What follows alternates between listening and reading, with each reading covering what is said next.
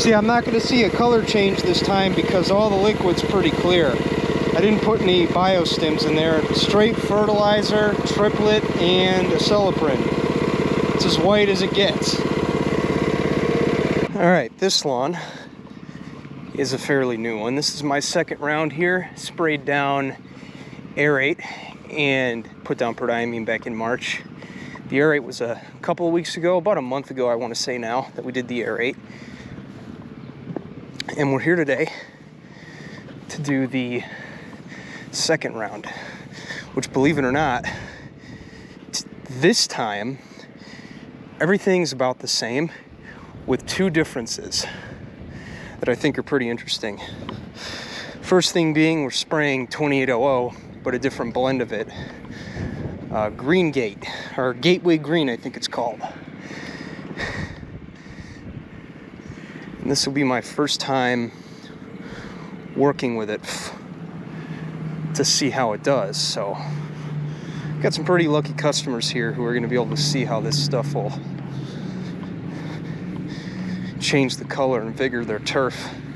It'll be cool, especially this guy who was recently onboarded back in March.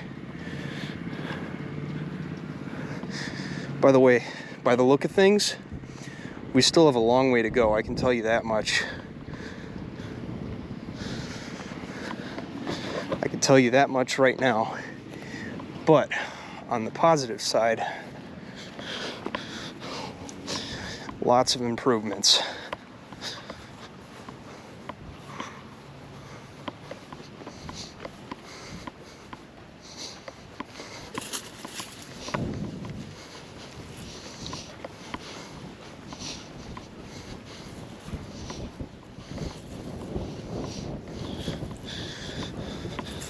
By the way, what do you think of my new kicks? Another set of Cujos, baby.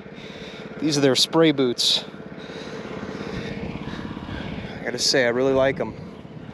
They're comfy. They're comfy. So in this lawn, you can see we have a little bit of what looks to be some thatch at the top there.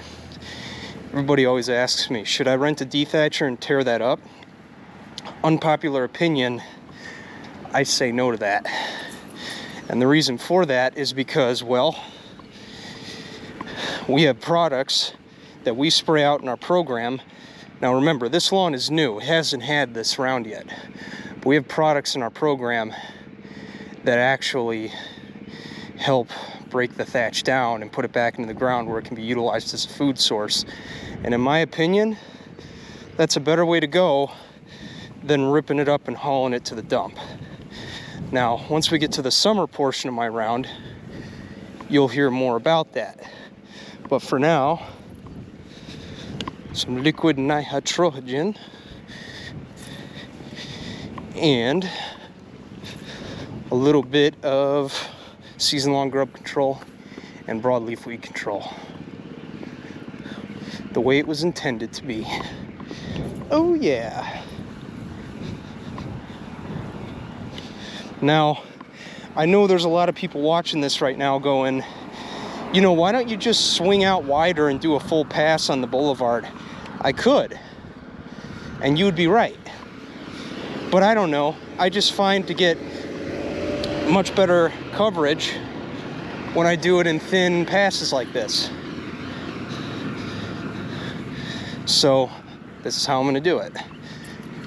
And I know there's a lot of people who go, well, you're not a machine, you're a person on foot, you can spray it however you want. Why are you doing it like that?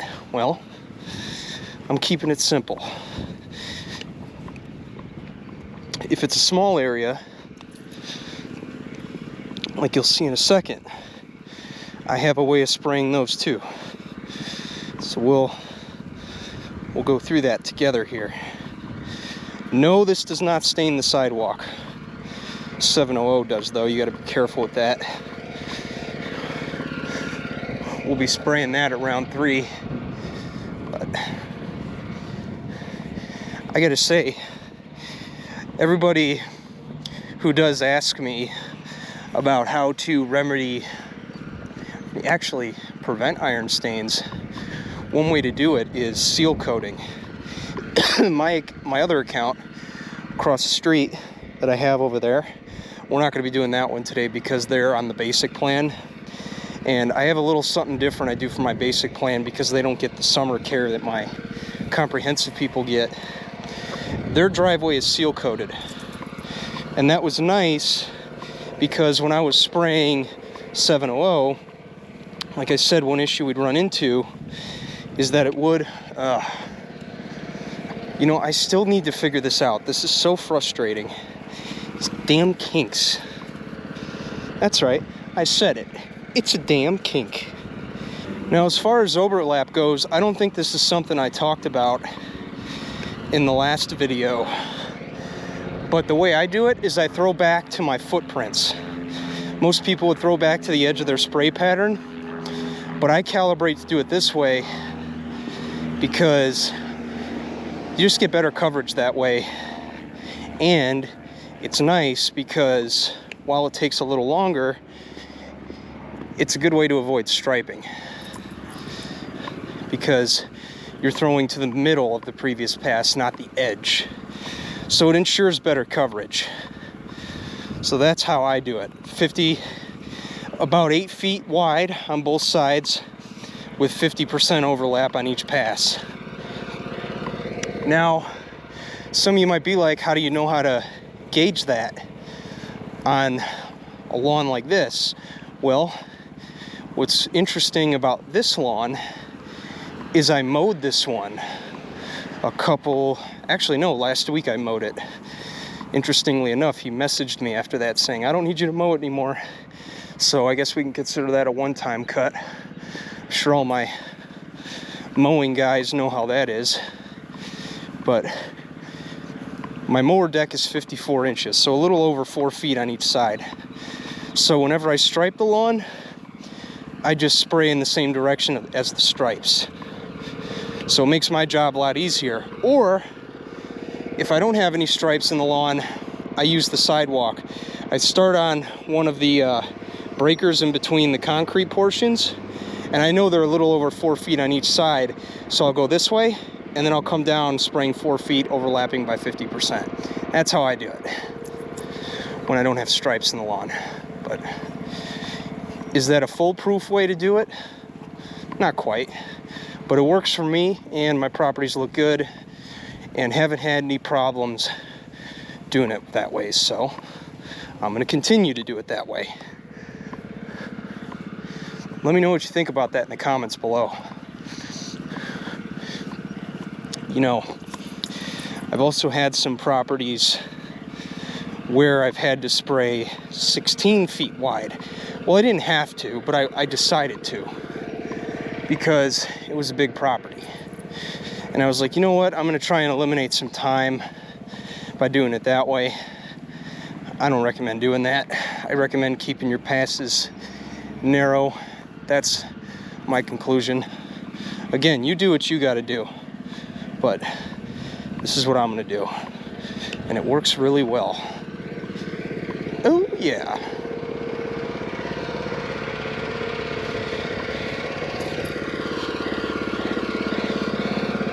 Now, like I said, when we get to the backyard of this property, you're going to see in a minute that this yard didn't have the best upbringing. Now, it's not the homeowner's fault.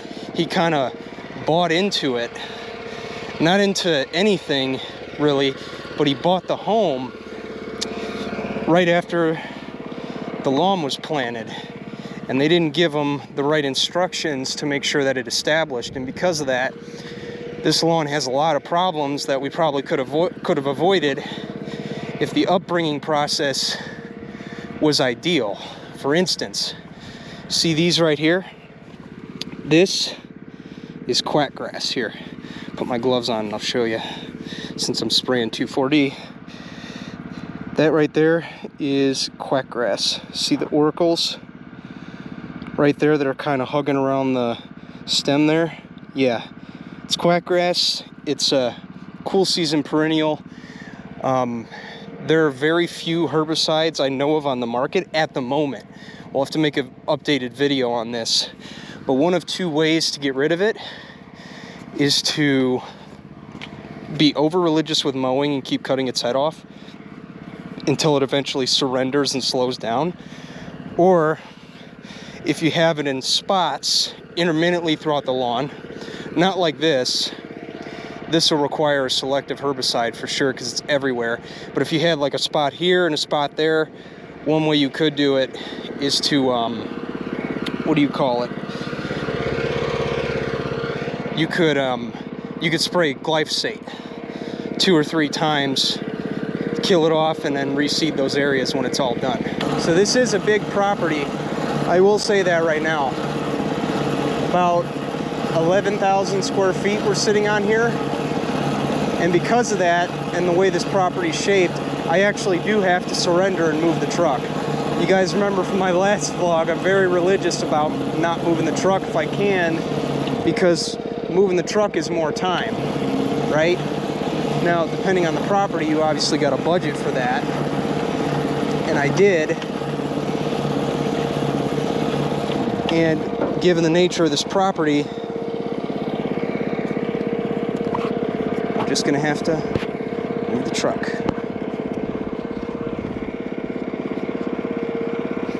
See, this is one thing I can't get away from either. Look at this. Every time I roll this damn thing up,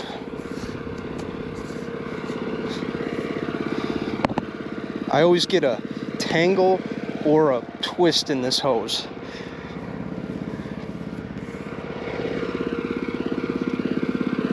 Yep.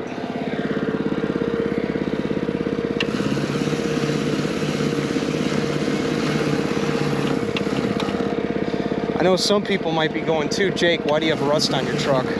Well, it's not in the budget to fix right now. I'm putting that towards the business right now. Once I get the business to where I want it, then I'll focus on the truck bed. It's a priority, but it's not my #1 priority right now because it's still functional. You know what's interesting? On my busiest days, that's when the town decides to have like their town-wide garage sales. They always elect to do it on a busy mowing and spray week for me. That's fine. So we'll hang this right here.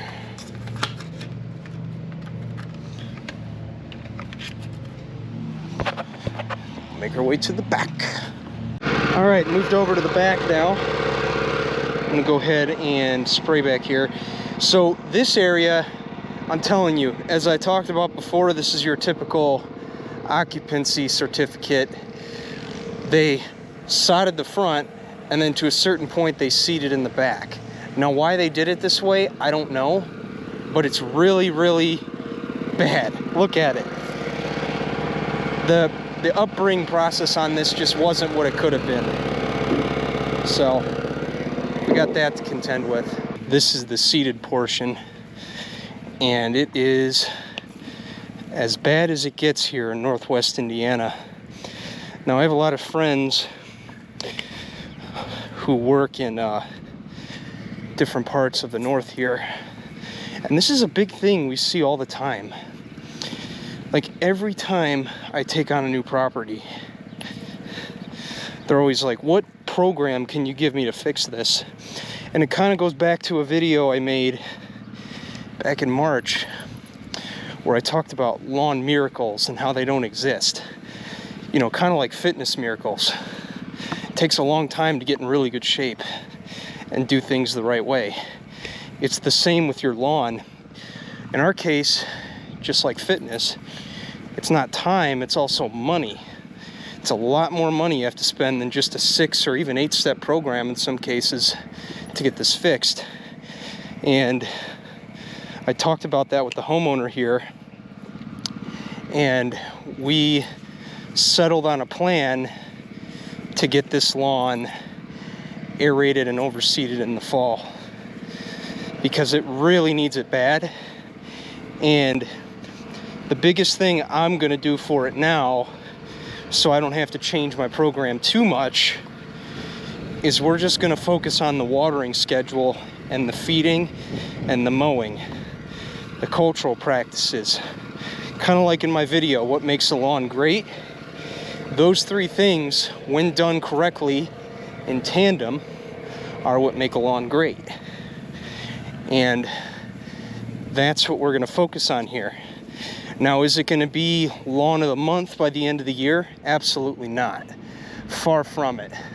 This lawn needs a lot of work in order to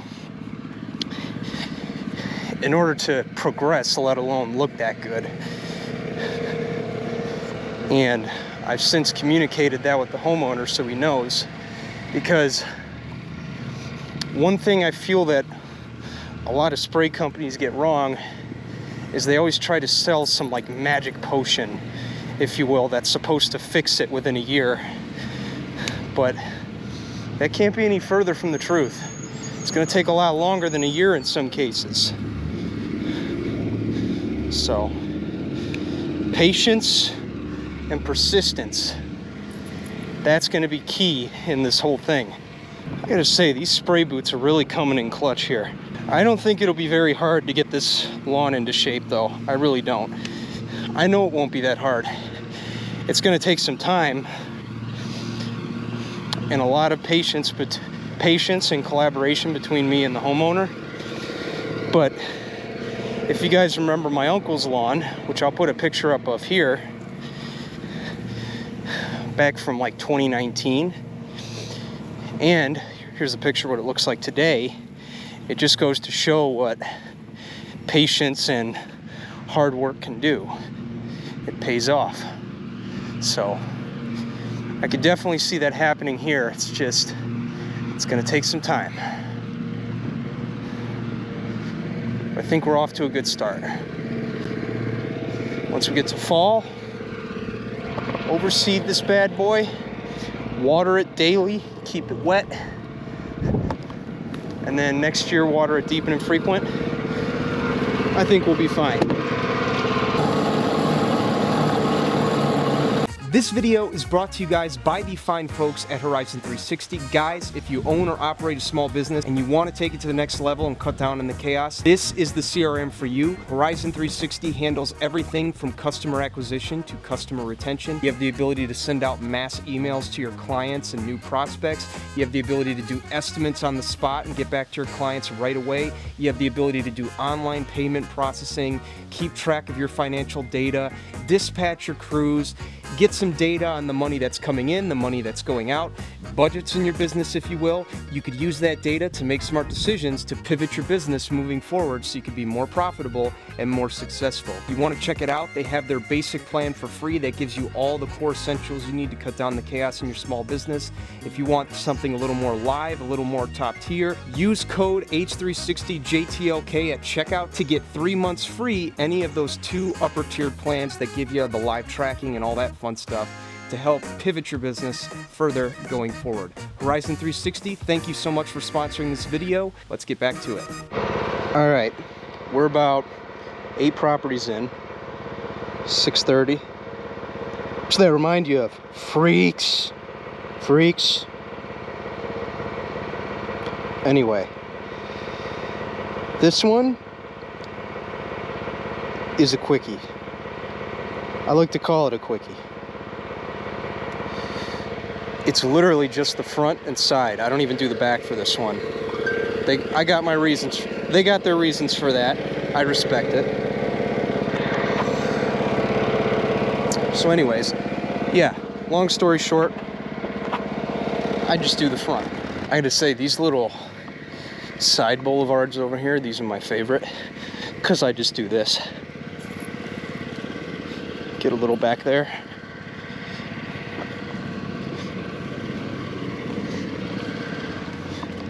And I'll hit right there.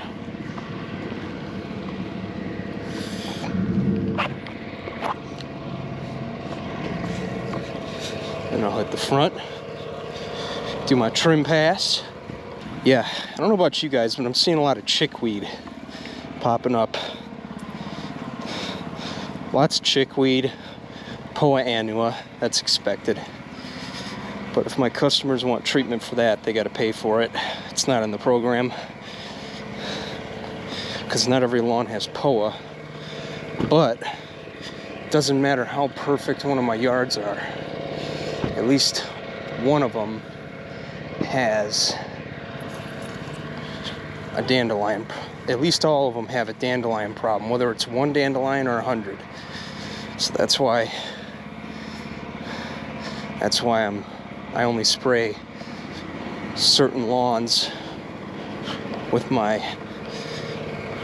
So that's why I spray all my lawns with a broadleaf herbicide, but not with a POA herbicide. Yeah, preferably I like to spray before a cut and have it not be cut for a week, but being that we live in a very fast-paced world, that's not a viable option. So sometimes you got to spray it right after it gets cut.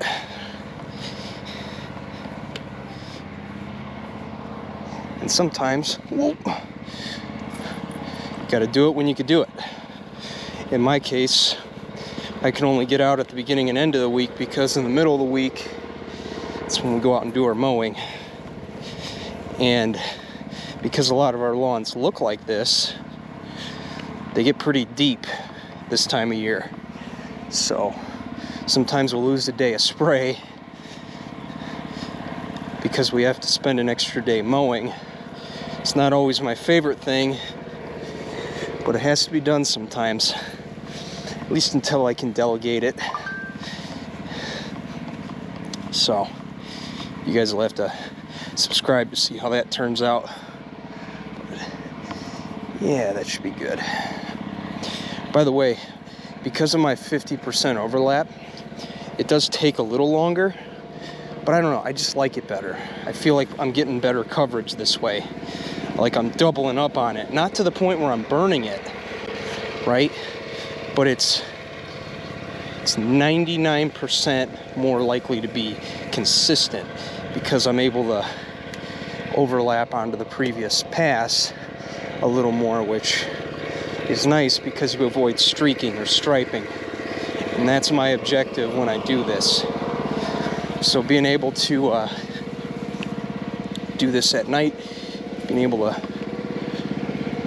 overlap like that and keep my passes narrow, it's a good way to go. Now over here, check it out, lawn trees. It's from these bad boys right here. See, right there, little trees. No way to really get rid of them except regular mowing. Knock their heads off until they can't take it anymore. It's like you have to, if you don't untwist it beforehand, it wraps up on you like every 10 or 20 feet. It's like a domino effect. Anyway, all done here. All right, route density, my friends. This one is literally down the street from the one we were just at over there. Route density. We're gonna go ahead and start the job. Yeah. Yeah.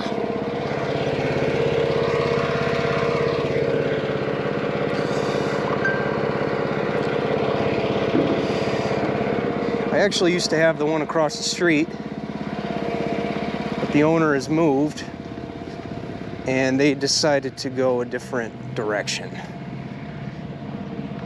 before even letting me do one application. That happens sometimes. No big deal.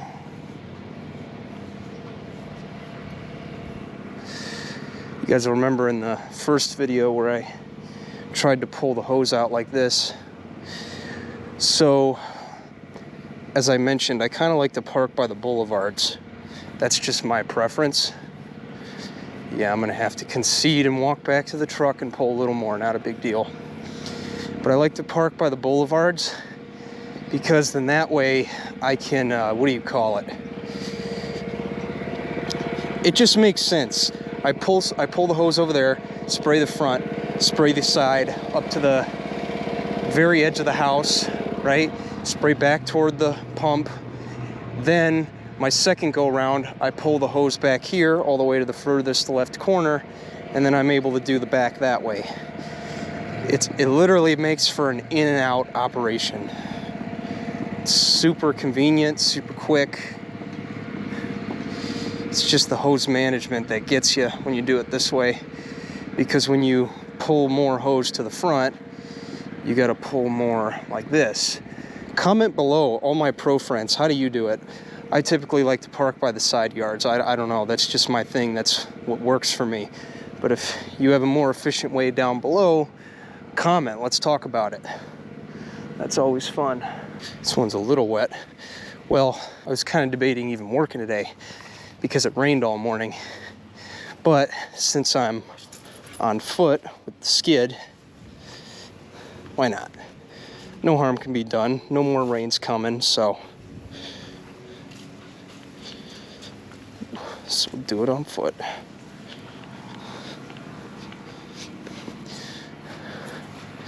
I tell you, the amount of steps I get doing this is insane. I love it. It's funny, I was the last time I was doing one of these videos, I had a guy in the comments. I don't remember his name, but he seemed like a fun guy.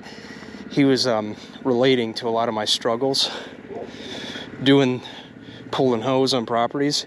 And one of the comments he made that kind of caught my attention was, what a nightmare these are. You don't want that getting wrapped on your hose. Oh no. That is lights out if that happens, for the hose at least. Not to mention all these damn kinks.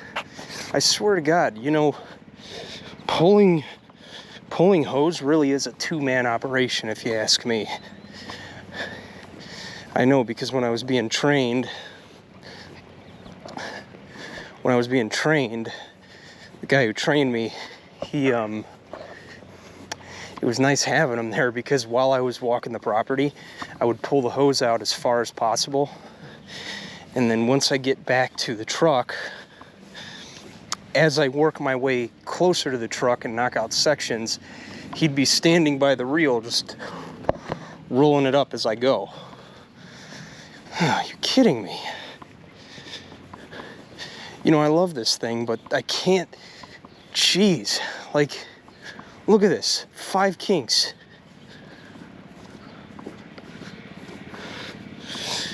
Five of them.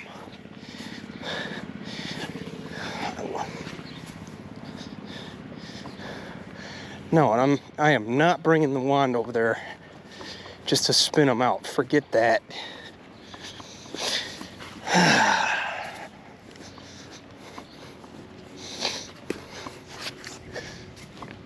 I don't know, I think this might be my last one for the night.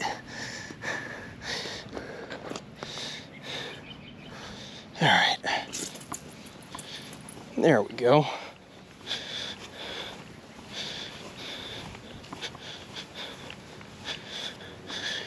This lawn's had quite an improvement. This is my 3rd season on it. That's for sure. Looks really good. It's got a nice green color, no weeds. Your year-round, season-long grub protection. It's got the whole 9 yards, and it looks fantastic. And I don't have any fungicides in my program either. I know that's something people might ask about, like, what do you do for fungus? Well, that's an upsell for me. And I'm not really a big advocate of it. I mean, it's a revenue maker, I'll say that much. But I don't really push it. What I really do is I tell my customers to get their cultural practices in line. And then when they do that, there's no need for it. It saves them some green. But if we have to do it, we have the option. Sometimes you just got to have it there just in case. Never know what type of summer we're going to have, and I think this year is going to be an interesting one. Because winter this year, as a lot of you know, this winter was short and mild. Like, there were lawn applicators out in February. I wasn't one of them. But this year, We got out as early as March 12th. That was our first day back on the field doing apps. And I'm just saying, I think we're in for an interesting summer. So we got to prepare for it. Subscribe and stay tuned to see how I'm going to prepare for it.